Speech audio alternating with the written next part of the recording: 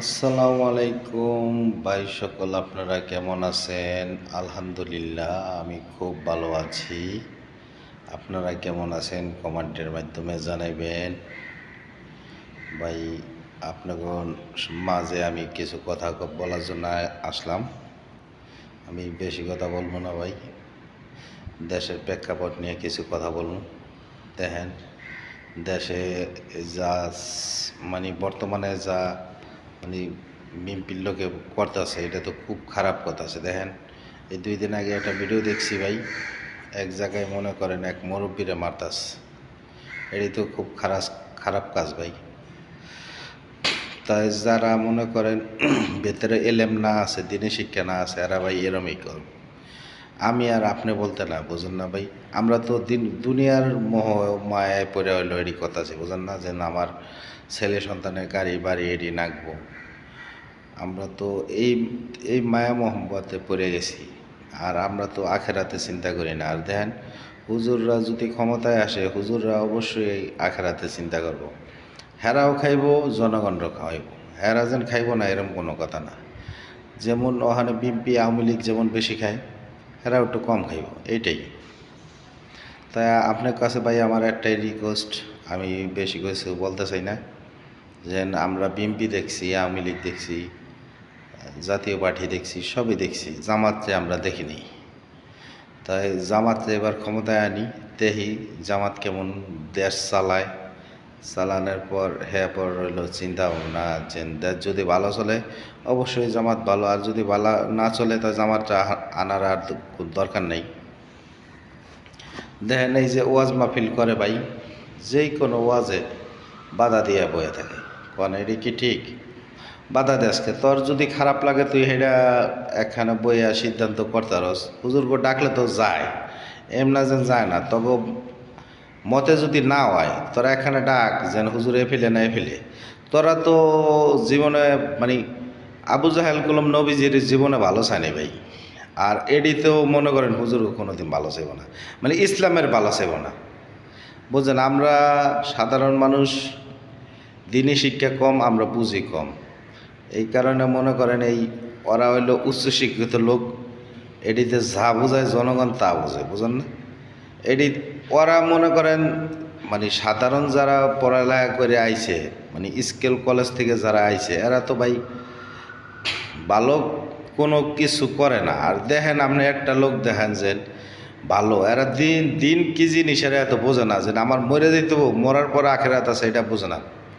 আর যারা বোঝে এরা ঠিকই জামাতের নগে জায়গা। দেখেন আপনি জামাতে কি সে স্কুল কলেজের পোলানা নেই? নাই, আছে, অবশ্যই আছে। যারা দিন বোঝে এরা জামাতের নগে যায়, ঠিক আছে? তা আমার ভাই আপনার প্রতি একটা দাবি, যে জামাতে আপনারা ভোট দেন, জামাতে জয়যুক্ত করেন, ঠিক আছে? এই যে দেখেন আজারি সাহেব যেহেনে এই ওয়াজে যায়, অগ একটা বাধা দিতে হয়। কেন বাধা দিব? কেন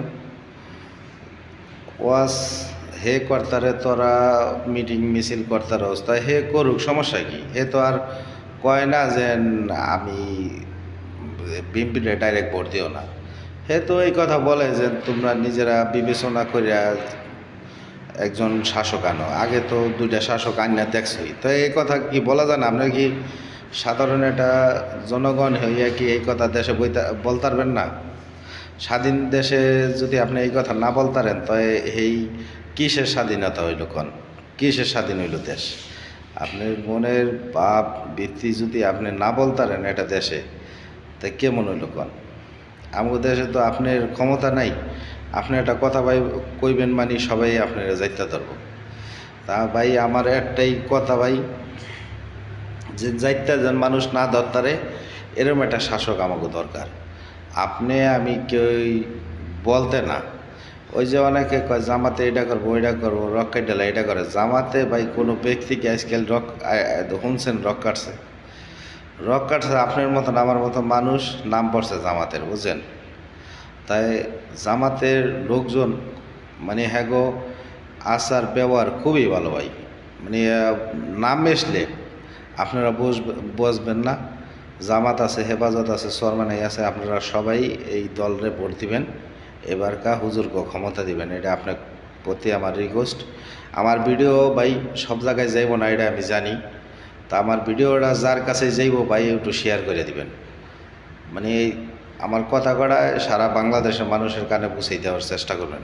কারণ ভাই এই বর্তমানে যেই পরিস্থিতি আইতেছে সামনে, আমগো শাসক যদি ভালো না হয় আমাগো দেশে মনে করেন সিরিয়ার মতন অবস্থা ও ভাই। আর শাসক যদি ভালো হয় তা আমাগো দেশের উপরে কোনো দেশ হামলা করতে পারবো না। এই দেখেন ইন্ডিয়া কত ফালাইতেছে, আমাগো শাসক ওরকম ছিল না বিদায় ইন্ডিয়া ফালাইতে পারতেছে। এই দেখেন নেপাল আমাকে হচ্ছে ছোটো রাষ্ট্র, নেপালের বগালে কোনো ইন্ডিয়া যাইয়া পাত্তা পায় না। এই যে পাকিস্তান, চীন, এহেগল দেশে যায় কলম যাইয়া পাত্তা পায় না, এহেগল দেশে যাইয়া ওরা বিলিয়ে পড়ে। একমাত্র মানে আমরা বেশি প্রশ্রয় দিছি দেখে ওরা আমাকে নাকি এই দুর্ব্যবহার করটা করে।